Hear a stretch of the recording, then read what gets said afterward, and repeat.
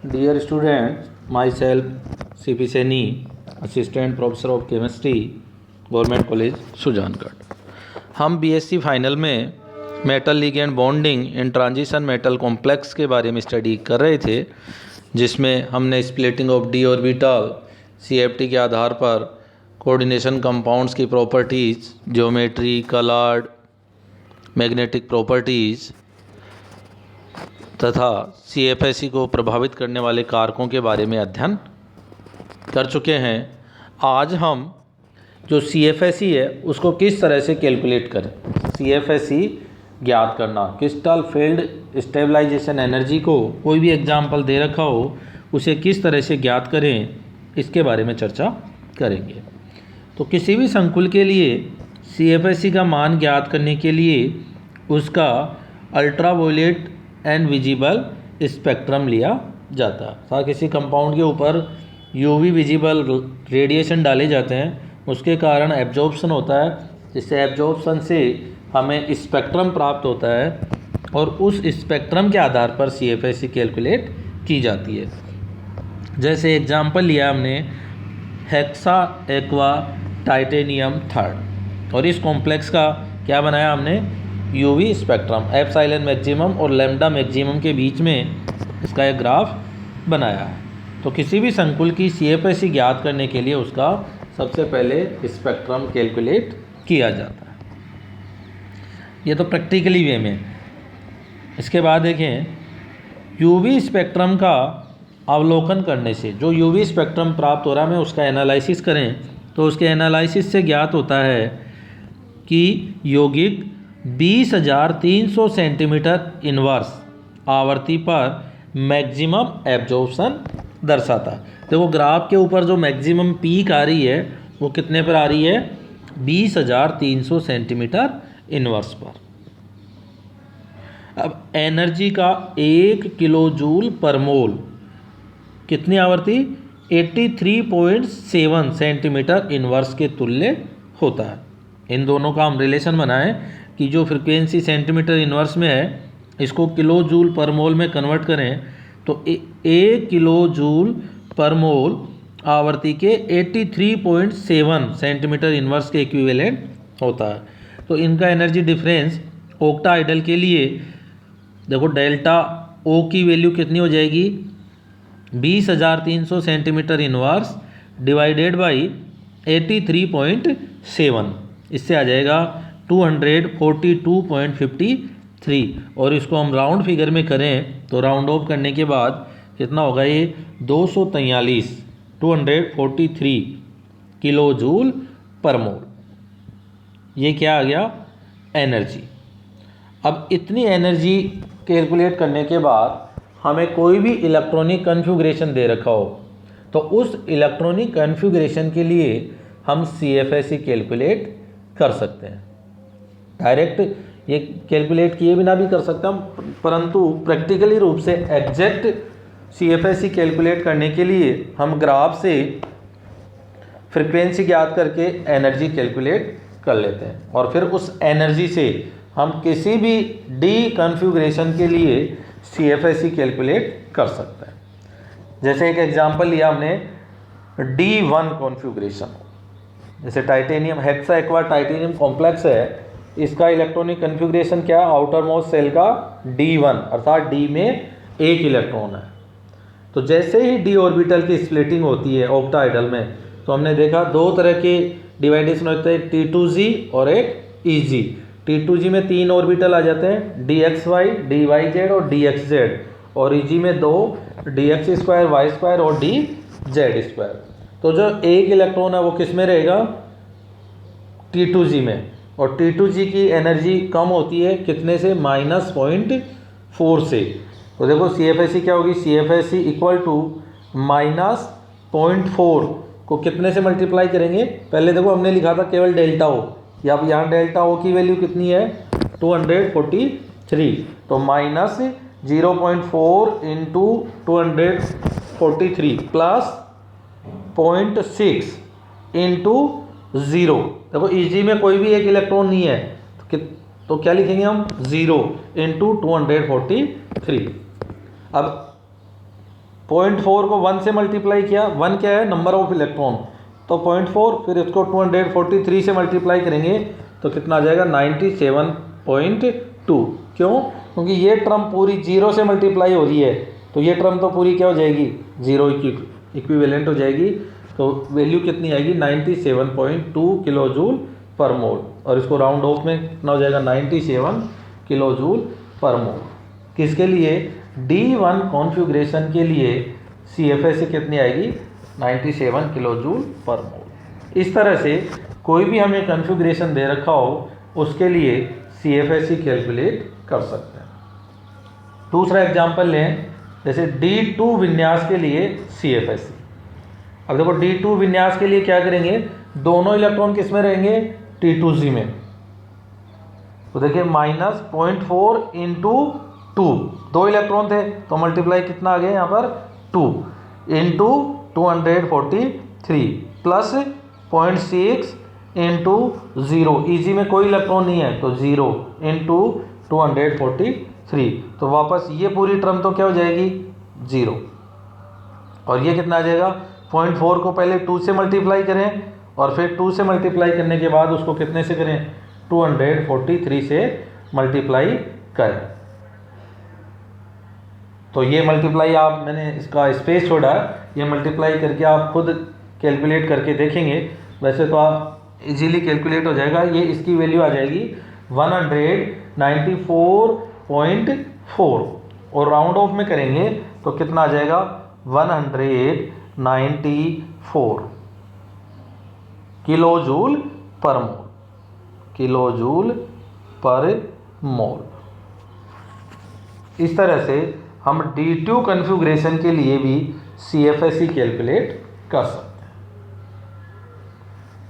Next D3 के लिए, अब देखो D3 में क्या रहेगा, तीनों इलेक्ट्रॉन T2Z में, Eg में वापस वही 0, तो हम इसको शॉर्ट रूप में भी यदि कैलकुलेट करें तो देखो D3 के लिए डायरेक्ट किया है यहाँ पर 3 इंटू -0.4 इंटू क्या लिख दिया डायरेक्ट डेल्टा ओ। डेल्टा ओ की वैल्यू कितनी है 243, तो सीधा 243 लिख सकते हैं, या इस तरह से 3 को अब 0.4 से मल्टीप्लाई करेंगे तो क्या आ जाएगा 1.2 डेल्टा ओ माइनस में, और -1.2 डेल्टा ओ को कितने से मल्टीप्लाई कर देंगे, किलो जूल पर मोल में एग्जैक्ट कैलकुलेट करना हो तो डेल्टा ओ की वैल्यू है 243, तो -1.2 को 243 से मल्टीप्लाई करने पर D3 कॉन्फ़िगरेशन के लिए कैलकुलेट हो जाएगी CFSE। इस तरह से देखो D3 तक तो हम इजीली CFSE कैलकुलेट कर सकते हैं, परंतु हो सकता है हमें configuration D4, D5, D6, D7 कोई भी दे तो उनके लिए भी हम CFSE कैलकुलेट कर सकते हैं। तो देखो D4 का एक एग्जांपल बताएं, उसके बाद आराम से हम किसी भी कॉन्फ़िगरेशन के लिए CFSE कैलकुलेट कर सकते हैं। तो D4 विन्यास के लिए इलेक्ट्रॉन की दो तरह की व्यवस्थाएं होंगी, तो दो तरह की व्यवस्थाएं होंगी, तो हम दोनों रूप में या दोनों वे में अलग अलग CFSE की वैल्यू प्राप्त होती है।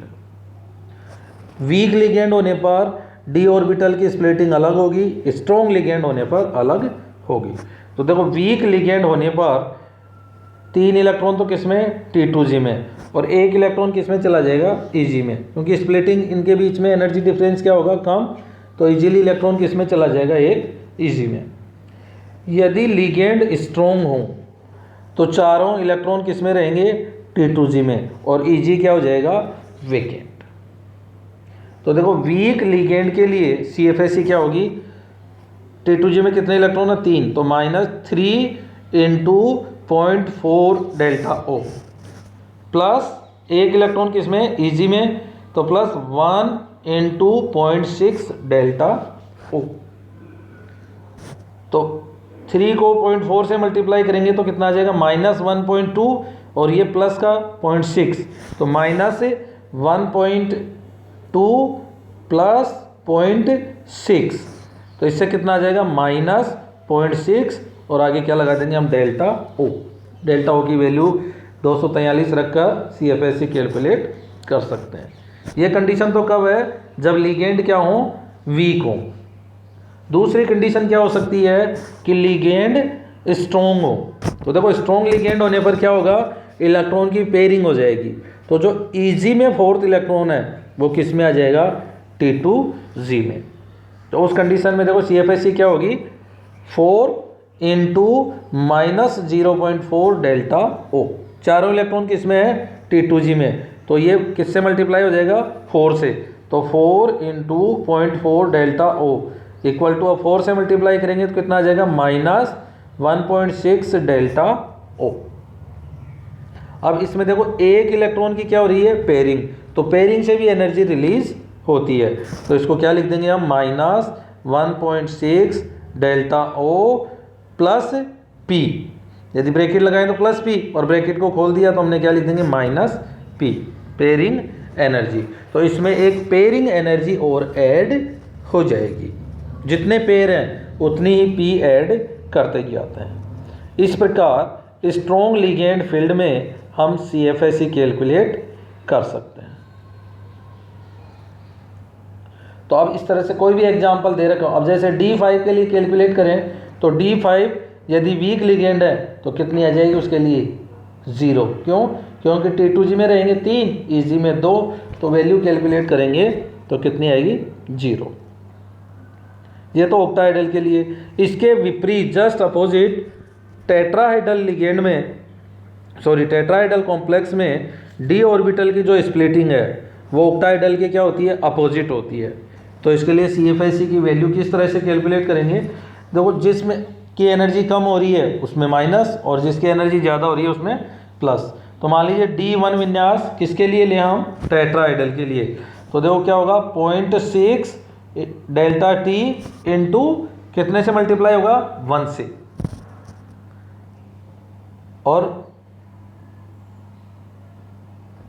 जो T2G है उसमें ऊपर क्या रहेंगे, 0, क्योंकि टेट्राहेड्रल में Eg कहाँ रहते हैं, नीचे, और T2G ऊपर। तो Eg में एक इलेक्ट्रॉन है, उनकी वैल्यू है 0.6 से डिक्रीज होती है। तो 0.6 डेल्टा T इंटू 1 और 0.4 डेल्टा T को मल्टीप्लाई किससे कर देंगे, 0 से। तो इसका ओवरऑल रिजल्ट क्या आ जाएगा, माइनस 0.6 डेल्टा T। इस प्रकार टेट्राहेड्रल संकुल के लिए भी CFSE कैलकुलेट कर सकते हैं, परंतु टेट्राहेड्रल के लिए CFSE का मान ऑक्टाहेड्रल से क्या होगा, कम। जैसे D1 के लिए ही हम कंपैरिजन करें तो देखो D1 इसके लिए तो कितना आ जाएगा, 0.4 डेल्टा O ऑक्टाहेड्रल के लिए, और टेट्राहेड्रल के लिए माइनस 0.6 डेल्टा T। तो ऑक्टाहेड्रल के लिए CFSE टेट्राहेड्रल से अधिक होती है।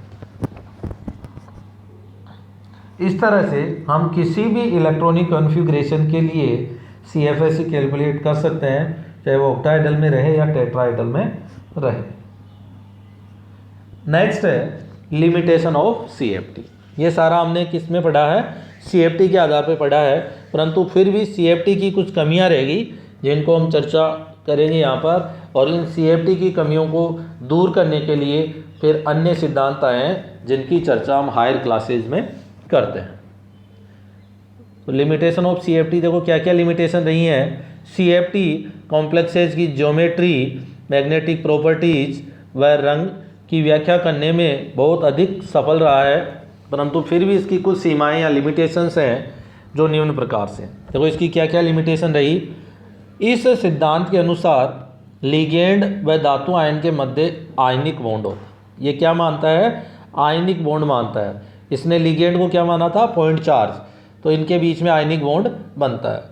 संकुलों के ESR स्पेक्ट्रम के अध्ययन से ज्ञात होता है कि धातु आयन व लिगेंड के मध्य मेटल लिगेंड जो बॉन्ड है वो 70% तो क्या रहते हैं उसमें करेक्टर आयनिक, और 30% कोवलेंट।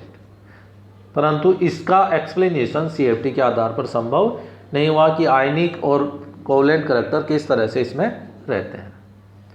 सेकेंड लिमिटेशन है, CFT हमेशा किसकी बात कर रही थी, d ऑर्बिटल्स की। हम इसमें केवल d पढ़ रहे हैं, जबकि संकुलों के संकरण में क्या S और P भी रहते हैं। तो S और P के बारे में इसने कोई चर्चा नहीं की, केवल d की ये बात करता है। CFT से ये भी व्याख्या नहीं हो सकी कि भिन्न भिन्न संकुलों में बॉन्ड की स्ट्रेंथ कितनी होगी। सॉरी। जो बॉन्ड बन रहे हैं उनकी स्ट्रेंथ क्या है, अलग अलग है, उनकी स्ट्रेंथ के बारे में भी ये नहीं बता सका। कौन सा लिगेंड स्ट्रॉन्ग होगा और कौन सा वीक होगा, इसका एक्सप्लेनेशन भी CFT के आधार पर नहीं किया जा सका। तो ये कुछ लिमिटेशंस रही जो CFT में रही। इन CFT की लिमिटेशंस को दूर करने के लिए एक सिद्धांत आता है LFT, लिगेंड फील्ड थ्योरी। उसकी चर्चा हम हायर क्लासेज में करते हैं। ये हमारे BSc फाइनल में फर्स्ट चैप्टर है, metal ligand bonding in transition metal complex, जिसके बारे में हमने चर्चा की है। तो इन सभी के PDF आपको ग्रुप में सेंड कर रखे हैं। तो अब इसके बाद पहले 1 बाय 1 हमने सेंड किया है, 1 बाय 1 पढ़ेंगे और ये ओवरऑल अपना चैप्टर है। इसके PDF को देखेंगे आप और वीडियो सुनेंगे तो अच्छे से समझ में आएगा। इसके कुछ असाइनमेंट्स भी मैंने क्वेश्चन भी डाले हैं, उनको आप सोल्व करने का प्रयास करेंगे। फिर भी कोई समस्या हो तो हम डिस्कस करते रहेंगे। Thank you.